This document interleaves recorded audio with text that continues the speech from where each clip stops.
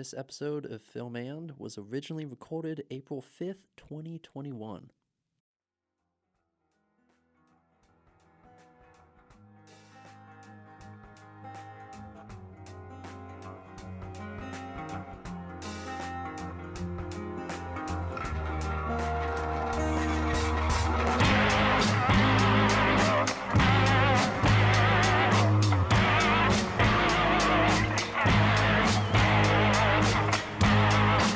Hey guys, welcome back to Film And. Howdy, my name is Dan, and this is an unconventional episode here in the studio. Connor is not here right now. He is at home, and this is just actually a safety episode, just in case we are unable to do one together. So I just thought this is going to be kind of a monologue-y, rambly one for me. I thought I would talk about a topic that has kind of interested me for a while now. Movie endings. The ending of a movie can, I think for me, I think for many of us, can make or break a movie. I mean, whether you have the iconic ending from Casablanca, the ending to films like Inception, Doctor Strangelove, There Will Be Blood, Whiplash, and 2001: A Space Odyssey. I mean, I'd say all of these movies, if you haven't seen them, maybe you've seen some of them. These are some of the most iconic endings in film history. And for me, the endings that intrigue me the most are the ones that kind of subvert your expectations. So today we're going to be talking about endings that I think have subverted audience expectations in the most intriguing way. Okay, I should mention this very early on, guys. This episode of Film And is nothing but heavy spoilers. All we're talking about is the endings of these movies. So, I hope you've seen them. I hope you don't get offended that I'm talking purely about the endings, but that's what's happening today. That's what's going on. So if you can't handle it, I'll give you a minute. I'll play some music to get out and watch all of these movies. Obviously, I haven't talked about any of the movies yet, but if you're okay handling these heavy spoilers of movies, if you're not a huge spoiler person, then welcome. All right, so we're kind of starting off with an earlier inclusion on this list, but definitely one that has stuck in my mind. One of my favorite movie endings is that of the 1939 Frank Capra movie, Mr. Smith Goes to Washington. If you haven't seen this one, I would highly recommend it. It stars James Stewart as the idealistic Jefferson Smith, who ends up getting appointed to the Senate, the U.S. Senate. And once he kind of finds himself in the environment of the U.S. government and the U.S. Senate, he realizes the amount of corruption and lies and just, I think, kind of harmful social dynamic that exists in the U.S. government. He finds himself at his wit's end after being such like a down-to-earth man. He's like a troop leader.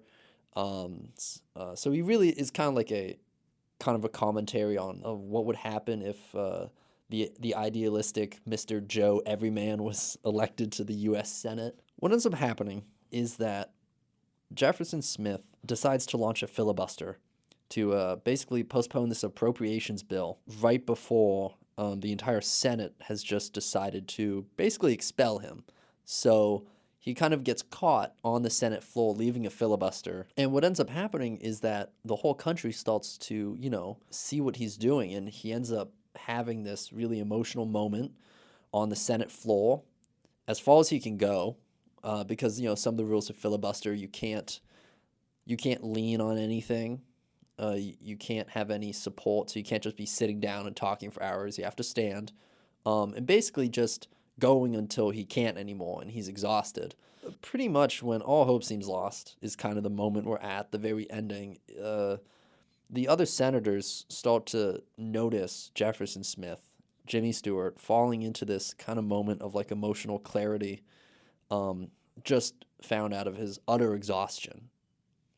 And he just delivers this really emotional monologue before, after this, passes out completely. You think I'm licked? You all think I'm licked. Well, I'm not licked. And I'm gonna stay right here and fight for this lost cause, even if this room gets filled with lies like these. And the Taylors and all their armies come marching into this place. Somebody will listen to me.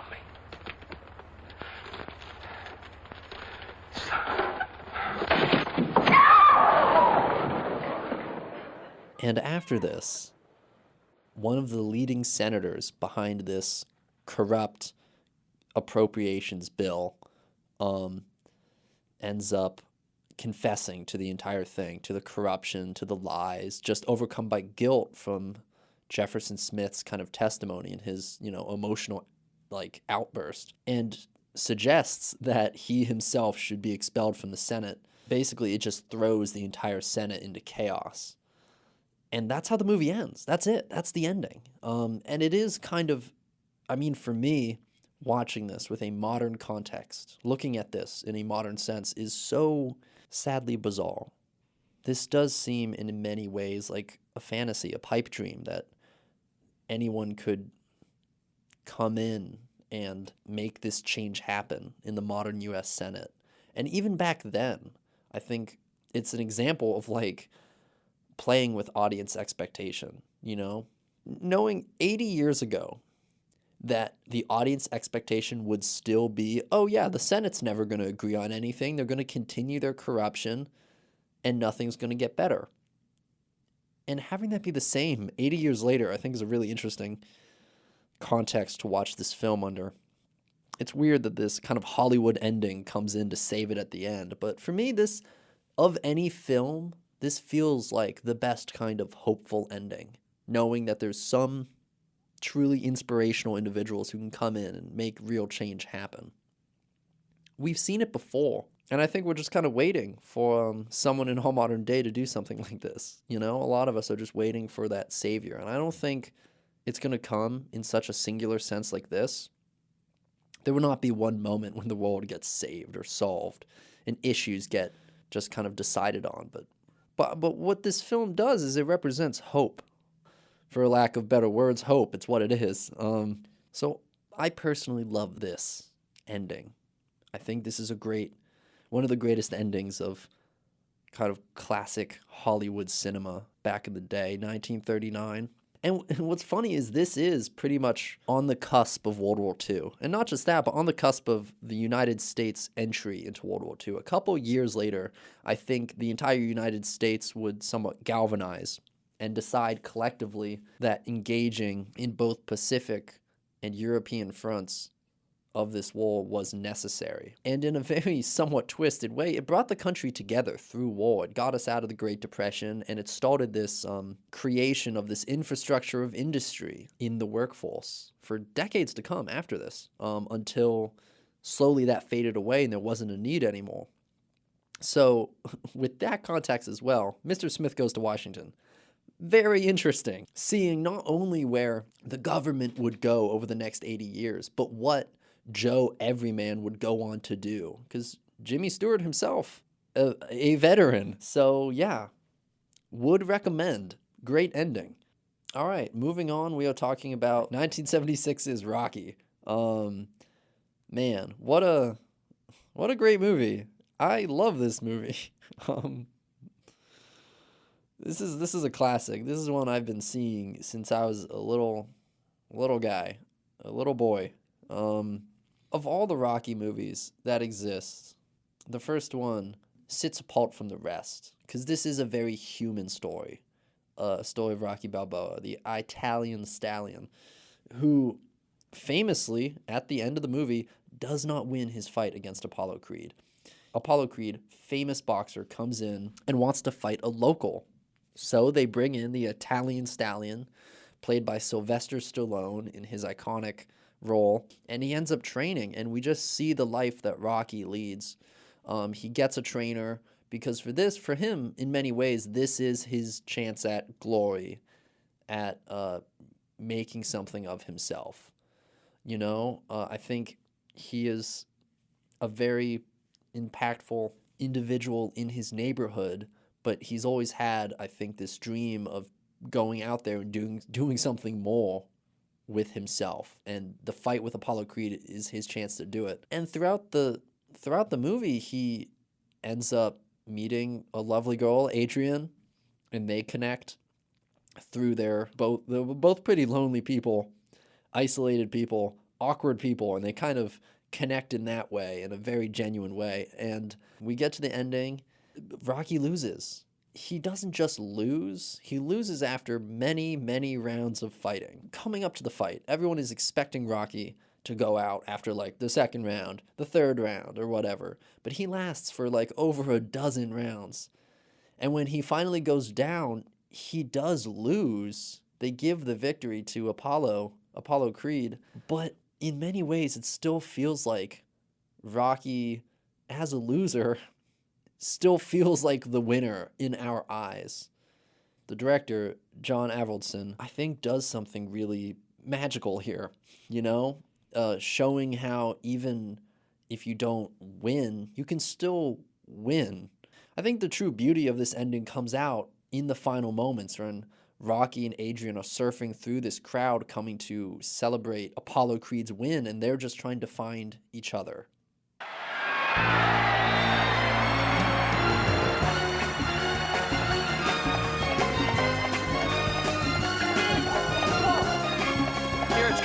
Rocky, you went the distance. You went the 15 rounds. How do you feel? All right, that's all right. What are you thinking about when that buzzer sounds for that left? What are you thinking about when the 15th round when you're coming out? Rocky. Rocky. Rocky. Rocky. We have had the privilege of witnessing the greatest exhibition of guts and stamina in the history of the ring.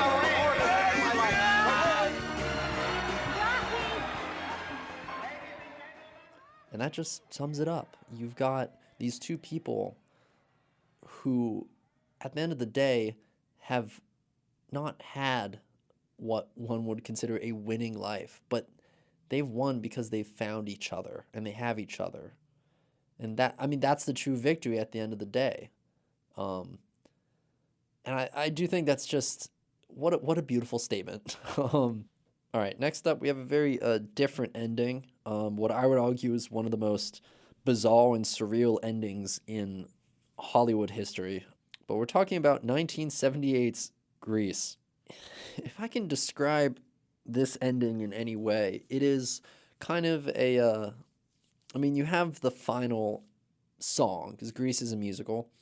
You have Sandy, I think, for the entire film, struggling with her identity and then finally claiming it for herself. But I think the ending, in many ways, isn't about the characters. It isn't about Sandy finding her identity. It isn't about Danny kind of overcoming his identity to be with her, and finally being able to make concessions about his own insecurities and ego. It's about nostalgia. It's about remembering one's teenage years. And I think that's why this works so well as a musical, is because it feels like it's not about the plot as it is as much about the feeling. How fancy-free and kind of open everything was in the world. But at the same time, I think also acknowledging in a really cool, surreal way how bizarre high school is in your teenage years all. Like, I don't know anyone who was just like, yeah, high school was average and normal. I just became a teenager and it was kind of whatever. It was insane. High school is crazy, you know? Not high school in and of itself, but it's the age we're all at to grow and become closer to who we are as people. And the iconic ending of Grease is showing that. And you have Danny and Sandy flying off in the new Grease Lightning car, flying off into the sky. And then it's a quick cut into the credits that are designed like a high school yearbook from the 60s. And it's such a trippy ending, but it's so weird. I'm sorry. It's a very weird ending that they just fly off out of nowhere and everyone's singing and dancing and everyone's smiling way too wide. But I do love it because at the end of the day, it's this kind of wispy, sunshiny send-off to this story about nostalgia and remembering your youth. And it's an expression of youth. And I think this just as an ending, subverts audience expectations in such a way just due to its surreal nature. I think it's the perfect ending for this film because it solidifies that it is really the aesthetic the film is capturing and not the story and not the characters. That's not the ending. The ending is when the movie wraps up, not when the characters are finished, which I like. And that, in many ways, is a really cool, surreal way to end this film. You know? Oh, God, I'm late to class. I'm so late to class. Holy shit. Okay. We're about halfway through. I'm going to cut it off there. Hopefully be back in 3 hours. And, yeah. I'll be right back after this quick PSA break to talk about my next half of my favorite movie endings that subvert audience expectations. Oh my God, I'm so late to class. Online ordering is now available through Sodexo's Bite app. Skip the lines and pick up your favorite entree from IDX or grab a slice of pizza or burger for your busy schedule.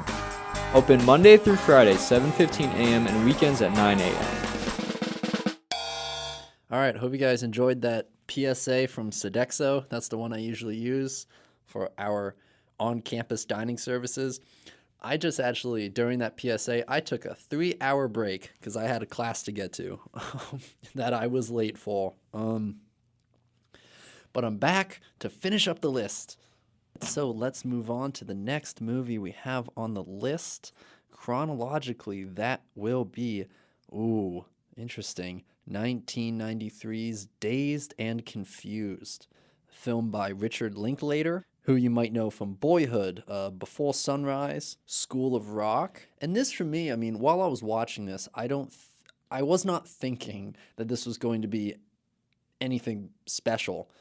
But to be honest, there's a certain, again, I think this actually fits in well with Grease. There's a certain nostalgia power that comes with this film, because this actually comes, I guess, 16, 17 years after Grease. And what's crazy is that this film takes place when Grease was being filmed in pretty much the mid to late 70s.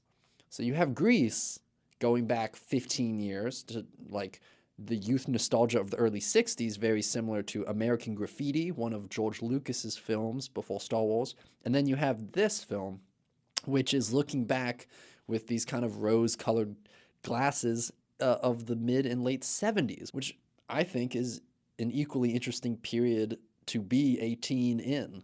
And this is in many ways a very in-the-moment film. This kind of takes place from the end of a school day, kind of a school's out moment, into the evening, through the night, and actually finishing up in the morning. So just kind of capturing an entire post-school day kind of into the early weekend.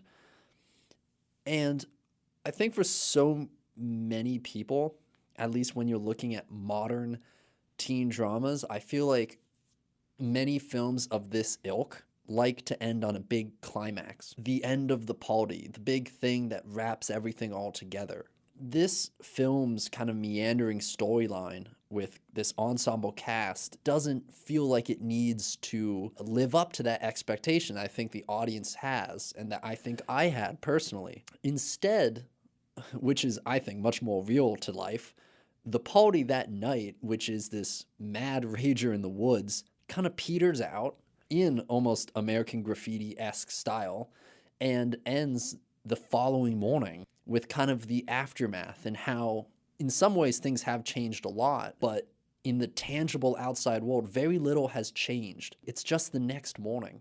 And it's nice kind of showing and putting the audience in that absence of meaning. Because for me, any of those late night parties that I have had, I love imagining that the true ending of that whole experience is the sobering morning light, the aftermath of driving back home after a crazy evening. That feels like such a fitting ending, even though I don't think it's one that is very cinematic. I think Linklater, in all his talent, is able to make it cinematic, able to make it interesting for us, and have this film be as impactful as it is when it comes to discussing nostalgia.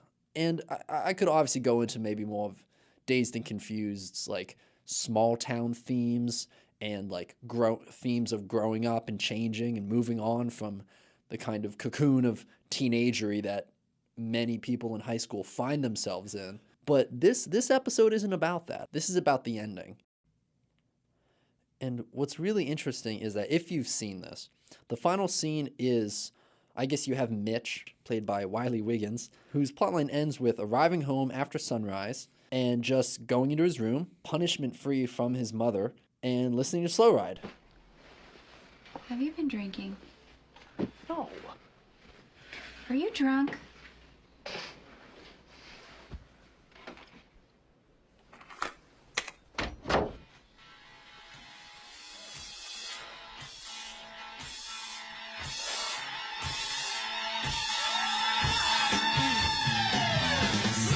And then there's a shot traveling down the highway of Pink, Wooderson, and Slater. Wooderson, obviously, iconically played by Matthew McConaughey. And that's it. That's the end. And there's something so simplistic about that. There's something so, I guess, unexpected of that ending that makes this such a special film for me. Because at the end of the day, this follows so many stories. The film allows itself to be about the aesthetic, about the memory. The movie itself feels like a memory, and that's what's so great. Much like Grease, this really, for me, is kind of like a Grease-esque film, except it's not a musical. It's a much more gritty, non-musical Grease, with Matthew McConaughey being kind of a creeper, in it. At the end of the day, I think this is subverting anyone who's expecting a regular teen period piece dramedy. And that's what makes this movie great, is that it doesn't fall into something so basic. It actually, I think, adds so much depth into the environment and the feeling of what it is to be a teenager, to get out of school, to go to the party in the woods that night, and just see your world as it's happening around you. I think it's a really special film, and I would totally recommend it. Moving on, we have what I'm going to assume is a more obscure pick for you guys. I don't think you're going to know this one. I'd be very impressed if you do, though, because I had no idea this existed until I watched this in my film history class a couple years back. We're talking about Abbas Kiarostami's Taste of Cherry. Now, if I can give you guys a quick description on this one, this is you're going to need it. A middle-aged Turanian man, Mr. Badi, is intent on killing himself and seeks someone to bury him after his demise. Driving around the city, the seemingly well-to-do Badi meets with numerous people, including a Muslim student, asking them to take on the job, but initially he has little luck. Eventually, he finds a man who is up for the task, but he needs the money. But his new associate soon tries to talk him out of committing suicide.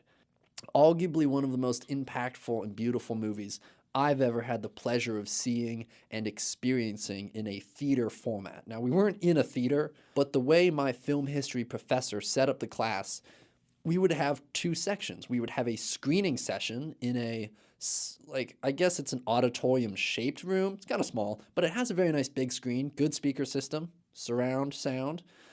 And then a couple days later, we'd have a discussion, and he would do his lecture, and then we would talk about the film we had seen that previous class. And I loved this setup. And it was really Taste of Cherry that kind of solidifies this class in my mind, because we talked so much about intention, and it kind of opened to my eyes to the intention of filmmaking. The idea of trying to craft aesthetics over story or character, or most importantly, marketability. And Taste of Cherry is a very unmarketable film. It's very simplistic and very obtuse at many points. But hey, I'm a film nerd. What can you do? I love it. Basically, the deal they make is, if I find you dead in the morning, I will bury you. But again, he tries to talk him out of it. He's like, please don't. All we get is Mr. Badi lying in his grave as a thunderstorm rages overhead. And then we have a long blackout.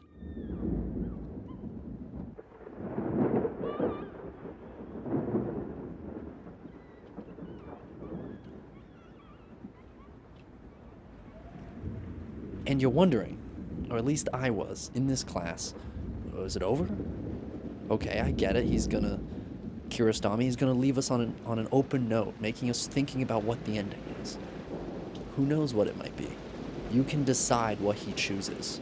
And if you go back and watch the movie a couple times, maybe you pick up on some things that kind of guides you to think a certain way of what he ended up deciding.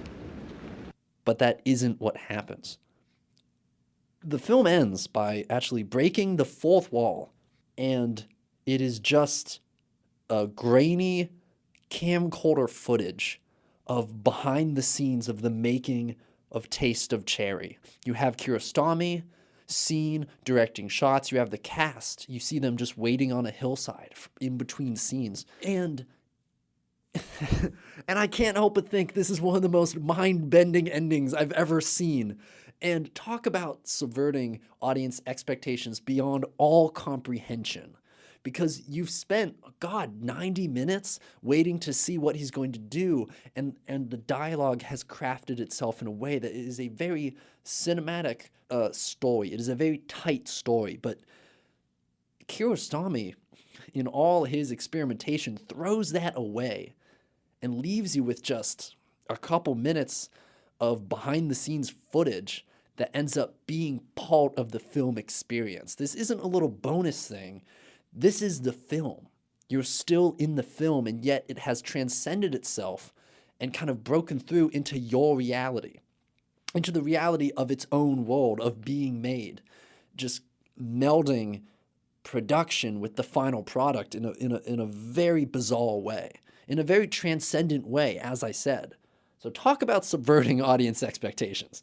And I think a lot of people have tried to define what this ending means, not just from kind of the public consensus, but for them personally. Because I feel like this is a very intimate film. A film I could talk about for 10 hours. Oh my God, what a film.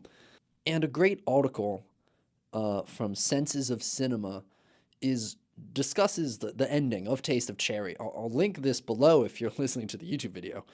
But Kiarostami and the cinema he has created has long been a humanitarian one, but not in the often condescending, conventional sense of the word. His cinema carries the utmost respect for an audience as a collection of thinking, intellectualizing individuals. Never does he resort to devices intended to blatantly arouse the audience's emotions. And doesn't that just sum it up? He tries to make films that are personal, and having an ending like this that is so specifically, I think, oriented to personal interpretation. There was no way you cannot relate to this film on a personal sense. Having something like this make you wonder so much what it means, that I think if you look back at yourself in the mirror of watching this film, you can't help but think, I'm trying to decide what it means, and once I decide that, I think I've decided a little something extra of how I feel about myself. And that has to be one of the best ways to end a movie. And I can't help but respect Kiarostami so much for that. So we're moving on. We're moving on to the next movie. We have gotten past 1997's Taste of Cherry. We are now entering the new millennium with, I think, a movie a lot of people who are listening might recognize as a very big one. We are talking about 2010's Inglorious Bastards, which might be an interesting inclusion for some people on this list, but I think it's very fitting. Because it's hard to talk about Inglorious Bastards without talking about the entirety of the story. But the ending itself, I think, is what solidifies this as one of Quentin Tarantino's greater films. If you guys don't know, this is a 2010 film by Quentin Tarantino. And the first, I think, one of his first films that delves into revisionist history. And man, is it interesting. Because for a lot of people, I think if you're watching this feels like kind of a exploitative look at what was maybe a historical story. Like, I remember finding this movie at the same time I found, Monuments Men, which is about this group of soldiers on the side of the United States, but also from other countries, the United Kingdom and stuff, who go to Europe and fight Nazis. And Monuments Men is very much based on the actual Monuments Men who went into Europe and preserved these amazing pieces of art and culture that the Nazis were attempting to destroy. And what they did, what they were able to save was absolutely amazing. But Inglorious Bastards is a very different, radical shift from that, because it's about just a group of soldiers led by Brad Pitt who are in it to basically kill Hitler. The classic World War II story, I feel like, in Americanized Hollywood cinema is you send some guys over to Nazi Germany and you kill Hitler. That's the story. You're trying to kill Hitler. And I get it. It's an interesting story. He's one of the most infamous baddies of all time. And having Tarantino tackle this, I think for people coming up waiting to see what this film was going to be, that's interesting. That's a really interesting concept, you know? So we take a look at this film, and I think it's kind of chugging along as usual when you're watching a Tarantino film. You know, it's pretty, it's engaging, it's exploitative, and I think it's very shock-inducing. It's supposed to kind of get you rattling in your seat, waiting to see what's going to happen next, or it's a very reactionary film. But it's not until the third act that the movie truly reveals itself, which is, it is a kind of a study in revisionist history. Because, again, heavy spoilers for this episode, at the end of the movie, they kill Hitler. They get him. There's this cartoonishly large explosion in a cinema house where Hitler is sitting with his high command, his high officers, watching the movie. And they get him. The Inglorious Bastards, they kill him. They do it. They make it. All the while falling under the suspicion of Hans Landa of the SS, played by Christoph Waltz. They eventually capture Christoph Waltz and bring him to the border because he actually decides to betray his homeland and wants to be promised like immunity in the United States. I think he wants to go to Nantucket, if I recall. There's a scene where he's like, I want to be in Nantucket. The movie ends like this.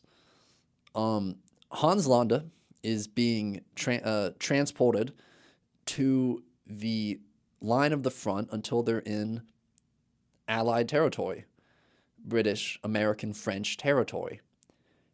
And after being promised immunity, Aldo Rain, played by Brad Pitt, and his one remaining team member who's alive, played by BJ Novak, end up carving a swastika into Hans Landa's forehead. You won't take off that handsome-looking SS uniform of yours, ain't you? That's what I thought. Now that I can't abide. How about you, Yudovich? Can you abide it? Not one damn bit, sir. So, I'm gonna give you a little something you can't take off. Making sure that no one will ever really forget what Christoph Waltz did during the war. And this is something Brad Pitt's character has done a lot throughout his history in the war.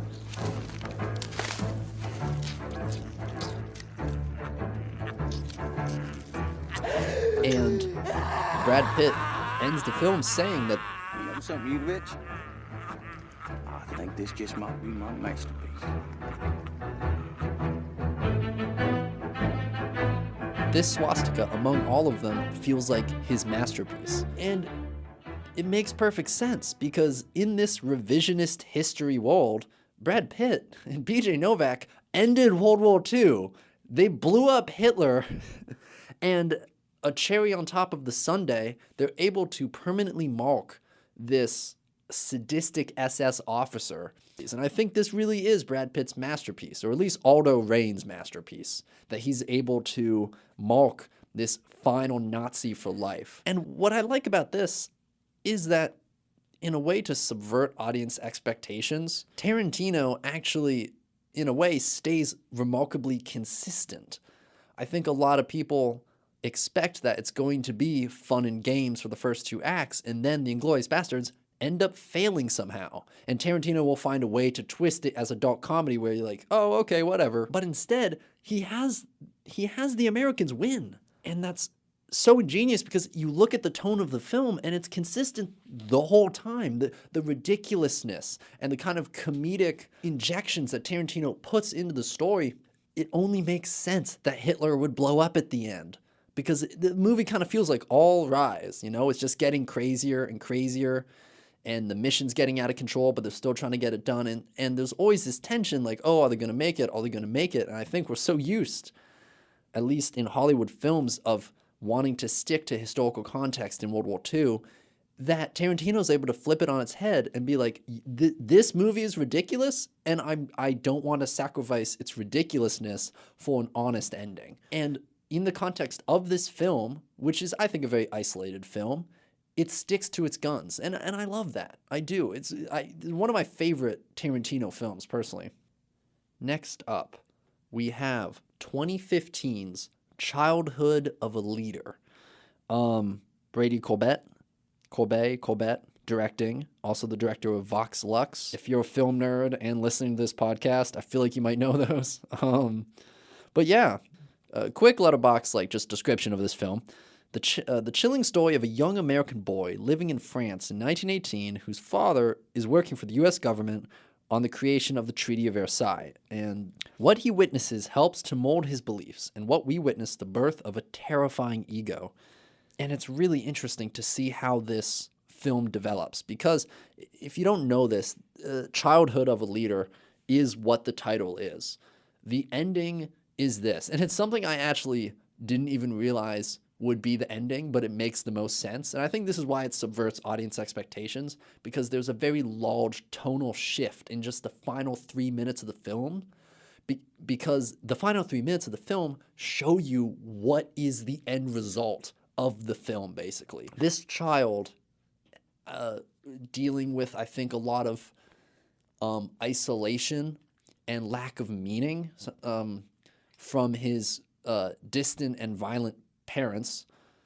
Don't do a great job of raising him, I'll be honest. And him trying to, I guess, understand his emotions by acting out to anyone. And what ends up happening is that the leader from Childhood of a Leader is this child. You're seeing the leader's, this despot's childhood, and the ending is showing the leader, played by Robert Pattinson, just strolling on up to a giant rally, and he has just become this megalomaniac tyrant. And it's a really beautiful commentary on raising a child and how impressionable a child can be with I think the right mix of influence from their parents and where they grow up and what kind of environment they are exposed to. Because at the end of the day, this child goes through a lot of confusion and abuse and comes out the other side broken. But this kind of child being perceptive enough to rise in the ranks of society and become a tyrannical leader, a militaristic leader. And I think it's such an interesting character study in how that forms. Because imagine trying to make this film, and you look at any of these famous warlords and militaristic tyrants from over the years, and you ask, how did this happen? And I think this is a really interesting answer that Brady Corbet comes up with. So moving on, we got another one. We got another movie coming up. And this is actually our last movie. Sorry, guys, if you've been enjoying this. I have.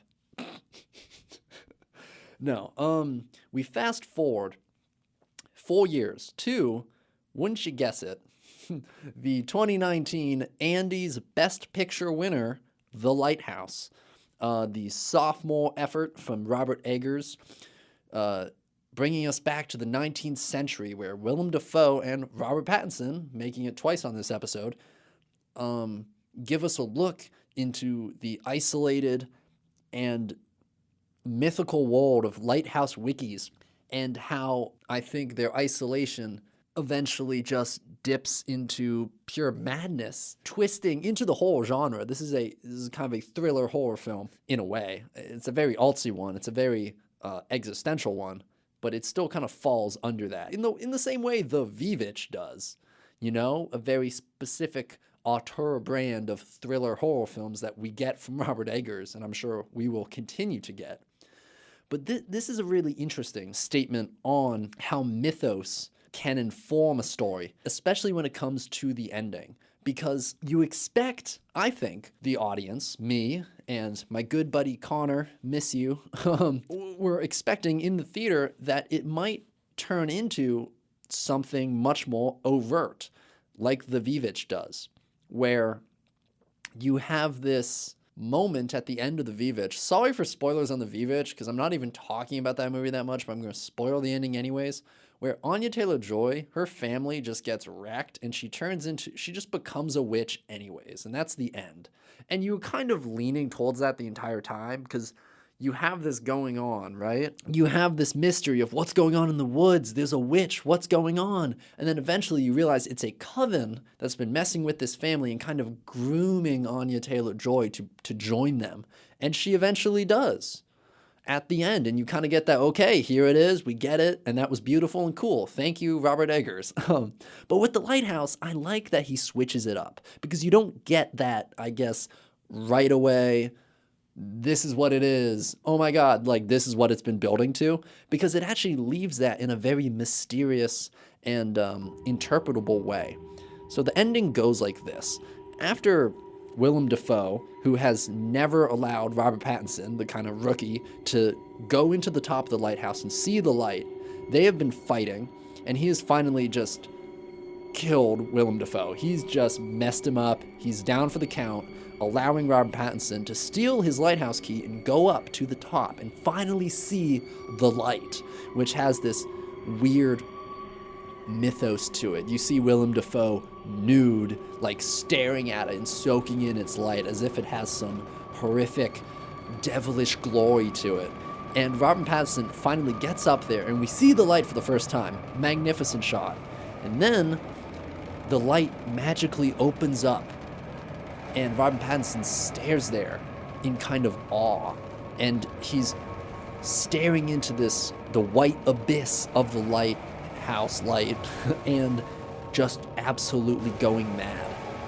And then the audio becomes crunchier and crunchier and more distorted as he's screaming and writhing. And it's just this amazing tense moment, and then finally it all cuts out and he just falls down the spiral stairs.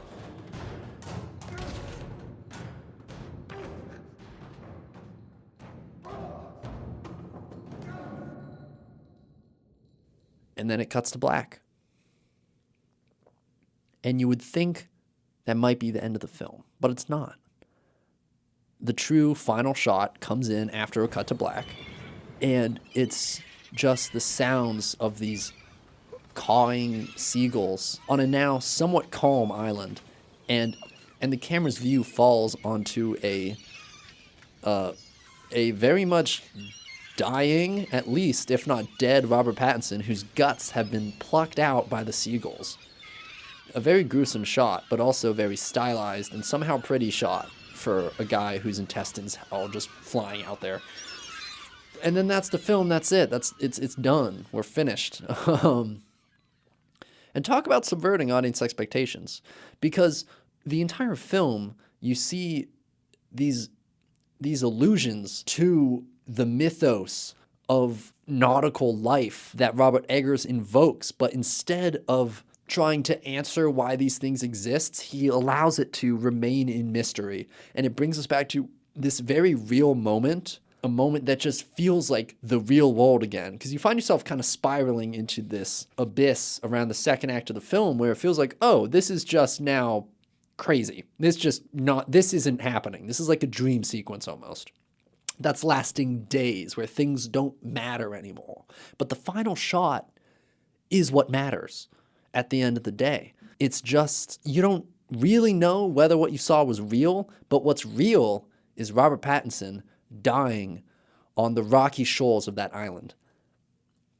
And man, isn't that just the most interesting way to end that movie? Kind of not giving people the satisfaction of knowing what was real. And what I love about that is that's the point of the film, is the mystery of this mythos. You can kind of look back at a movie like The Vivitch and be like, oh yeah, it's about a coven. I get it. Halloween. You know, it's a Halloweeny film, but like really dark and artsy, and it's A24. But you have The Lighthouse, which I think is able to transcend Robert Eggers' story writing and kind of focus on more existential themes, which become just very interpretable by the audience. And I respect that so much when it comes to subverting my expectations as an audience member. And yeah, I mean, that's it. That's the end of the episode. Those are all my films that I feel like subvert audience expectations so well by its ending. I think there's something about a really strong ending, a really lasting note, a taste in your mouth, like these movies, that allows you to understand the film in a completely different context and remember that for years to come in a certain way.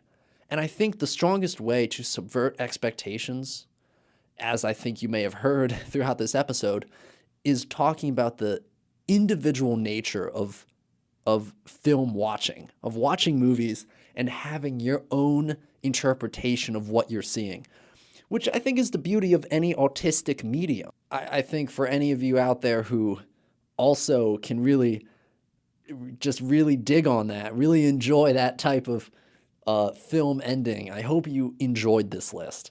As always, I will be plugging Connor's Letterboxd, Cranberry18, that is CRAND Berry 18, on Letterboxd if you want to look at some of the movies we've watched and talked about. Thank you guys for listening in this week. This is a very different episode. This is my first episode alone in the studio. It feels weird. Now I know how Connor feels when he did the Sharon Tate episode, which was the pilot of Film And. Man, this is weird to do alone. It's nice to have people to talk to, but what are some of you guys' favorite movie endings? If you're listening on YouTube, comment below. Love some recommendations. What are we watching out there? What endings are we jamming on these days? Especially ones that subvert audience expectations. I might be there for that. But yeah, I hope you guys enjoyed the episode. You'll hear from me soon. Have a great year. See ya.